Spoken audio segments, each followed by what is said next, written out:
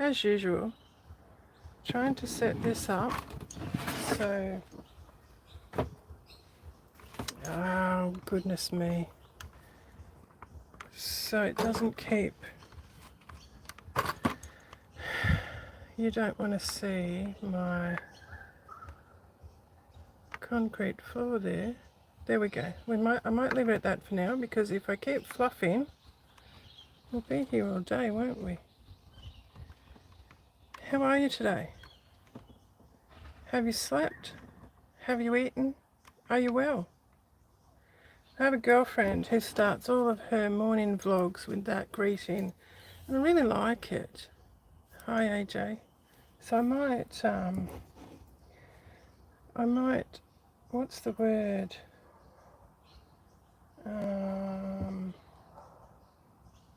Embrace that for our little greetings, because it's nice, isn't it? Have you slept? Have you eaten? Are you well? I like that. I was just looking through my monitor and thinking, what the heck is that? I've been going through my crate. I was looking for some ecru crocheting cotton, and this was in there. It's a little tiny little knitted scarf with some of my hand spun wool in a little bottle. Anyway, so what I thought I'd show you today, I haven't done this yet, this little needle book. I thought I'd show you how I'm going to do the vote was cast, and the consensus is for the rectangular button. So that's this little one here, mother of pearl button. So we'll stitch that on, but I wanted to show you how I'm going to do the little loop. I'm just going to do a little, what do you call it? Like a needle woven bar thingamy-jiggamy. Oh, hello. I've got people saying hello. Hello. Nice to see you. It's okay, Willow. There's no one here. I'm talking to the phone. It's okay. It's okay, darling. She thinks because I've said hello that there's someone who has arrived to visit her. But that's not the case. So I'm just going to move that little, there's that little button. And I was looking for some ecrus. So I got my box of crochet cottons out. This isn't all of them either. I have another large bag that I had out a couple of weeks ago that I've put somewhere. And I don't know where I've put it. So I want something that's not, what's that? That is a, that's a Mercer crochet number 40. That is a bit fine for what I want to do. This one might be a bit better. This is a number 20 crochet cotton. It's not exactly ecru, but it's not white either. I don't think I have any. That's just finer again. What's this one? That's too thick and that's too fine. That's going to be too bouncy. So we might have to stick with this one. Not what I was hoping for, but it's not. Let's just check against the, goodness me, sorry. I knocked the monitor then and you flipped, I think. Okay. So that might actually work. It doesn't look too wide against that. That might work. So what I will first do is, using, I just saw it, okay. I'm going to use this. This is just a Gutermann. I thought it was a top stitch because it's heavier than the regular. It's not my top stitch, but it's one of my favourite cottons, especially for hand stitching. I'm just going to cut a short length of that off, maybe 40 centimetres. Grab a needle. I mean, Most of this will be pretty self-explanatory really, but it's the next step that I'd like to show you. Can you please stop yelling, mate? It's Tom across the road. Okay, I'm not going to tie a knot because what I want to do is, there's my button. I don't want, this has all been finished, so I don't want a knot showing. Can you please stop calling out? You're interrupting. It's a good girl. So what I want to do is find the center roughly, or more than roughly. Find the center. So that's the center about there. Just put a pin there for now. So no, oh, that's nice and straight, isn't it? Yeah. Okay. Let's try again.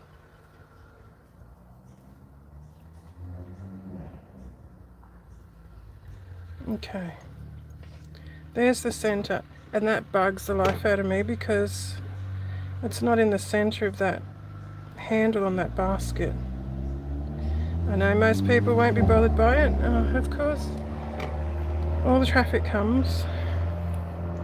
I've actually been waiting for hours to start this video. I've had the house next door sold over the weekend. On Friday the sign went up, the sold sign, Friday afternoon, and I believe the new owner turned up today with the realtor, and they've been standing with a contractor or contractors. They've been standing about 5 meters from here for hours. So I've been waiting for them to leave before I do this because we'd be able to hear their whole conversation.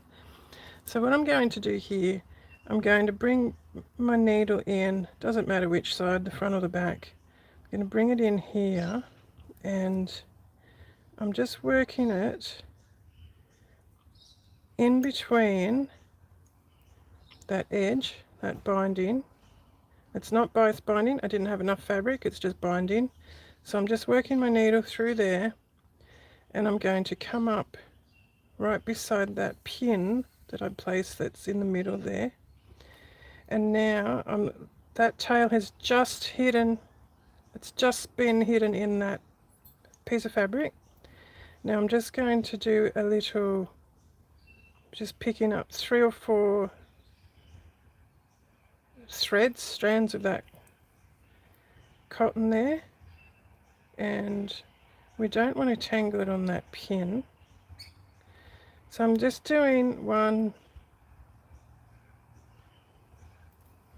2, give it a bit of a tug. So I'm just doing a holding stitch there because we want to make it as invisible as possible. So you can't see much of that there. What you can see will be covered by the button. So I might do one more just for good luck. So instead of a knot, those 3 little holding stitches, I'm giving that a really good tug there. That's not going anywhere. So instead of having a bulky visible knot, that's how I do it. Now, time for the button, and it runs north to south by the look. There's a bit of thread in there, so this has been taken off something, I would imagine many years ago. And here we go. And this might be problematic. That eye is going to be too big, I think. I might have to swap needles. And again, I don't want to go all the way through. I'm going under that needle. It's not very clear, I'm sorry, but I'm not going all the way through. So we don't want to see where I'm stitching this on. Okay, there's our first one. And this is going to get a bit difficult because that eye is going to get to a point where it won't fit through there. So I've gone back through the button, and then I'm going to do another stitch. I try and go pretty well in the same spot as the last one I did, and I'm just going to keep doing that until either I can't fit that through that button any longer. So that's the third one. Let's see if there's a 4. Still making sure there's nothing on the back.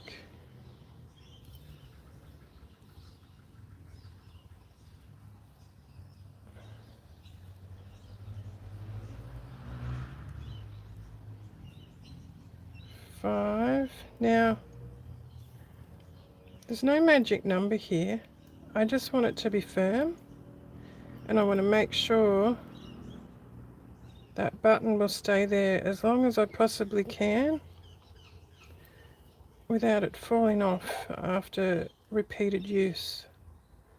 So I don't know if you can see, I've lost count, can't remember if that was 5 or 6. It's sitting quite firmly there now. It's sitting upright, nice and square. Just checking I'm not going through the back. And I'm just going to keep going here until I can't get that needle through there anymore. And we're getting close to that time.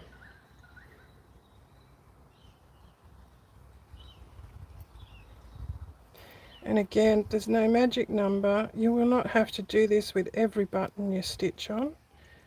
Now, I can't get that through. That's going to be our last one. So what I'm going to do now, can take that pin out. Now I want to do some holding stitches again. And I'm just going to go under the button, turn around, go slightly to the side, go under the button again,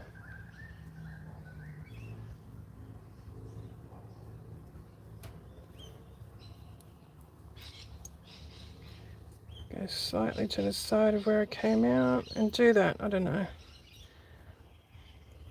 2, 3, come undone. And I have pulled that one a little bit too tight. I don't want that to pucker. So I'm just working that back out. Okay, now I've done that last one. I'm going to go in one more time, but this time I'm going to run my needle in between that binding as far up as I possibly can, not showing on the front, not showing on the back. Push it out here, gather it up just a fraction so when I cut this off that tail would disappear. And there we go, an invisibly stitched button. Now what I want to do now is the bar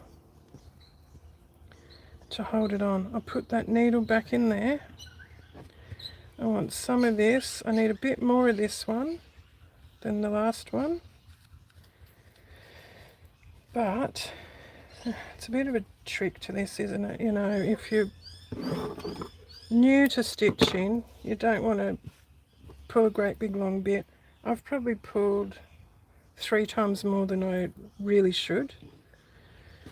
And I mean, there's no real rules, but as I've mentioned before, you should only cut a piece from your fingertips to your elbow, and there's a couple of reasons for that.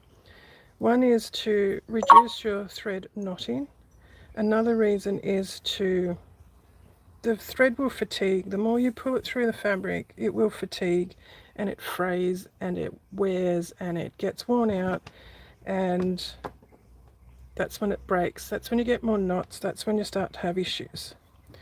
So now I'm folding this over to see where that button is. I'm going to put a pin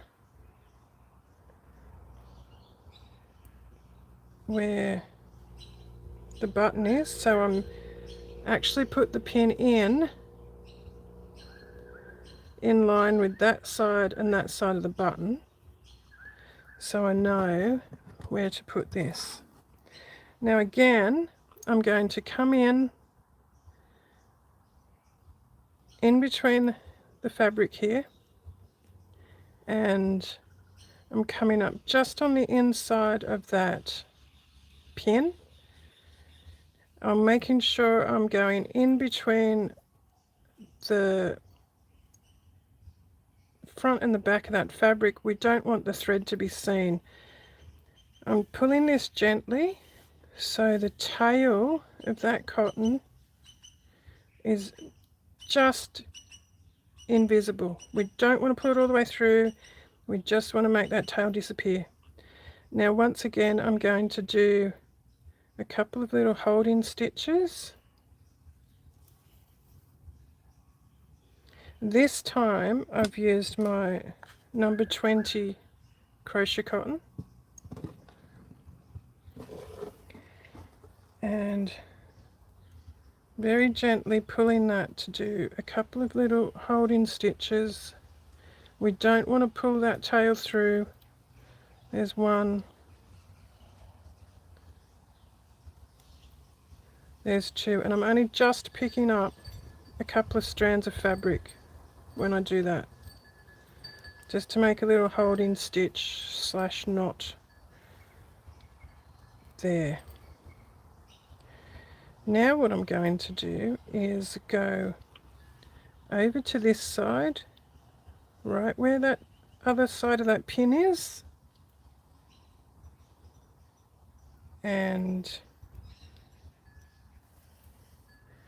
I'm not going to pull all the way through. What you can do, if you're not confident to just do it, use something like, I've got a pen here. I don't think I want it as thick as all the way up here, so it's tapered a bit there, and I'm just forming that loop around that pen, and I'm coming back in where I started, just catching that fabric,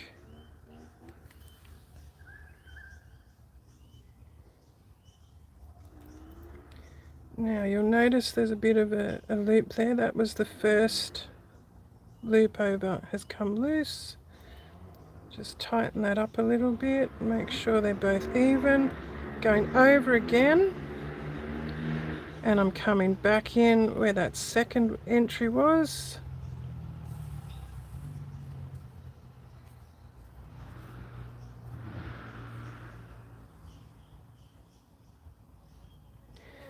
And then that might be enough. Do I want 3 or 4? It's a bit of a guessing game sometimes. This is a delicate little thing, and it's a delicate little button. So I'm going to do a buttonhole stitch around there, so I don't want it too chunky. So we've got the 3 strands there now. If I take that out, you'll see that's a relatively even loop. And then I'm going to go back. I'll tell you why. Let's go back. Let's do our 4th loop. That pen fell out, but that's okay. So I'll just stick it back in to make sure I get a nice even. I don't always use anything. Sometimes you can just do it by sight. So there we go. Now the reason I came back is because when I turn this around to start the buttonhole stitch, I want that buttonhole stitch facing the right way when that closes. So the front of that buttonhole stitch will now be facing, if I stitch it this way, I've caught something there. If I stitch it this way, the buttonhole stitch will be backwards by the time I loop it over onto the button. I don't want it to be backwards because those sort of things drive me nuts. Like when people apply crocheted edges, crochet pieces, any type of crochet, even if they just lay it down on the table and it's upside down, it drives me batty. So now I'm just going to start doing a buttonhole stitch, and we want that to come all the way down as low as possible onto that loop there. And I'm just going to keep going. I want them as tight and as close as I possibly can.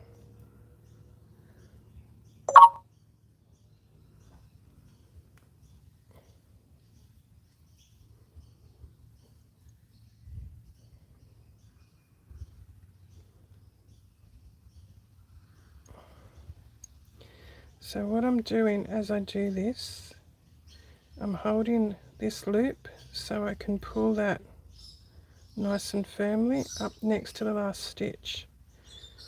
Oh, I should have scrubbed my fingernails. I've washed my hands. I've been in the garden. I obviously didn't scrub my fingernails. I didn't realise how filthy they are.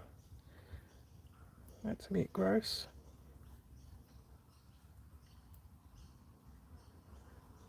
Okay.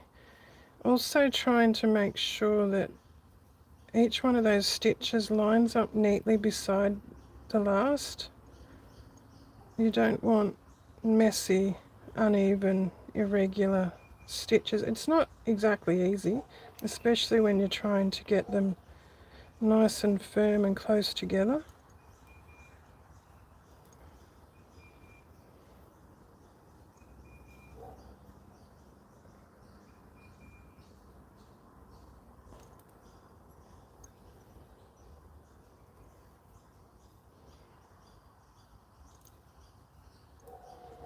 I'll just continue doing this until I get to the end of that bar.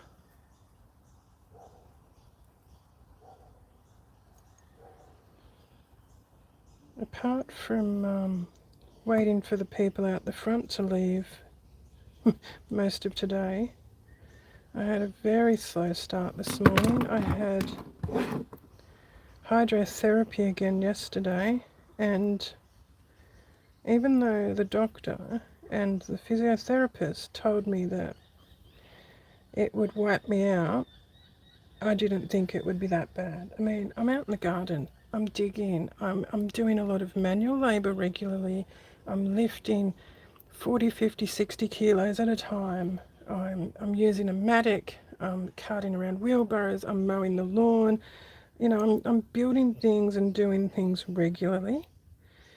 But this hydrotherapy, oh my goodness, it is smashing me. Absolutely smashing me.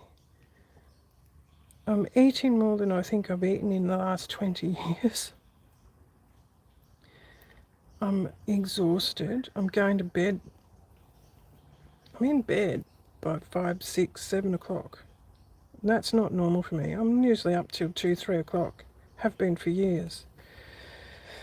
So I'm very sore, but I expect the muscles sore because I'm working muscles. I'm using muscles I haven't used before or haven't used for a long time in the pool. I am trying to push myself a bit. I keep getting told to stop pushing, but I don't see the point of doing these exercises if I'm not feeling it. Obviously I've got the wrong attitude towards it, but I do like feeling my muscles. I do like feeling it's the joint pain and the nerve pain and the exhaustion and the fatigue that I'm really struggling with. So you might notice as I'm stitching, I'm getting twists. So for me, I'm right-handed. I need to spin that. No, I had it the wrong way. Sorry, I was going to say towards me. It looks like I need to go away from me to untangle it. Just drop the needle anyway.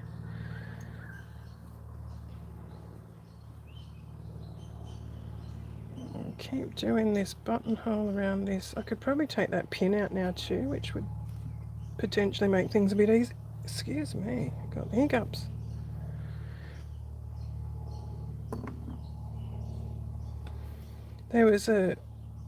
When I was out here earlier today, I'm just looking over my shoulder to see if it's come back. There's an absolutely beautiful butterfly that I haven't seen here before. I've had butterflies here for weeks, but I think they're all like the cabbage moth one. But this one, I mean, I've seen these butterflies before, but I don't think I've seen them here before. Beautiful, big, black and white with red. It's got beautiful tails, fancy scallopy bits. It's got yellow, and I'll have to look it up and see what it is. It was very pretty. And of course, as soon as I got my phone out to record it, it flew off down the road. So I didn't get it. Look, that's all twisty, so I'm going to have to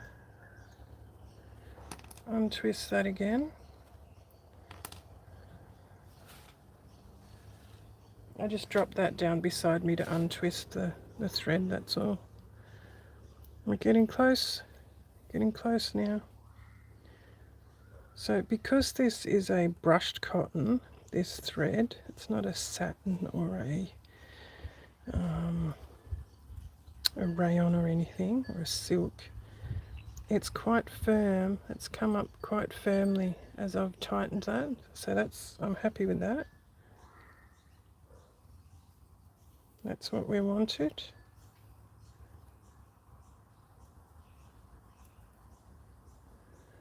Getting closer to the end.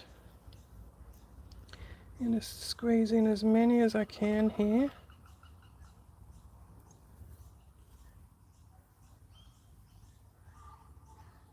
Oh, I missed the...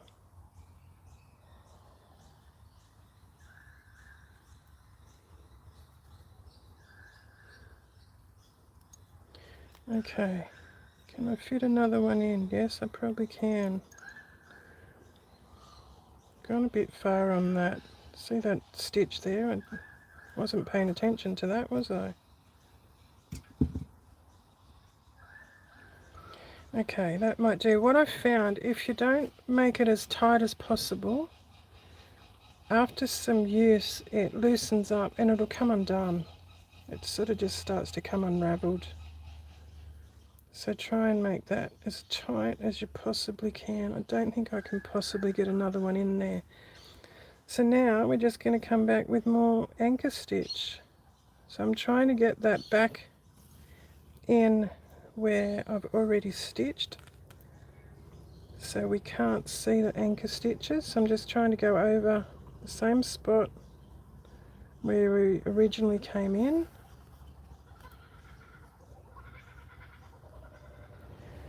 I'm just going to put 2 or 3 little anchor stitches in there. It's starting to knot. And then we just go back in again, put our needle in between the fabrics, make sure it's not visible anywhere, hide it, sandwich it in between there, sandwich this tail after I get it untangled. I should have untangled before I did that stitch. Okay, and once again, just pull on that a little bit, so when I cut that off, that tail disappears, and there you have it. A nice little buttonhole loop, and it should fit nicely around that button. There you go.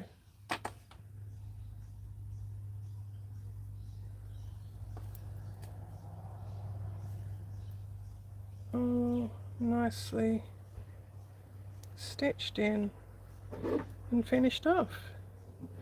Now I will be doing, later today I'll come back on, I think, and do some work on my, what's it called? The collage, the vintage collage for the zippered pouch that I've been working on. But until then, here we go. Let's put this needle back in here.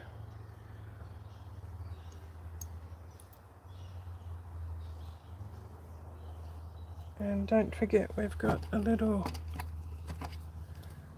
pocket in here.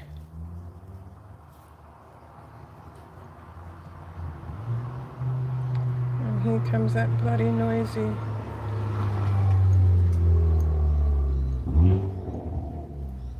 car. There's 2 of them. Pretty sure they're at the same house. One's a Mercedes and one's a, can't remember if it's a Hyundai or an Alfa Romeo. I think it's a Hyundai. Anyway, there's our little vintage scrap needlebook. I hope you learned something. I hope you enjoyed that little tutorial. Until then, I'll see you in the next one. I will be back shortly, soon. See you later.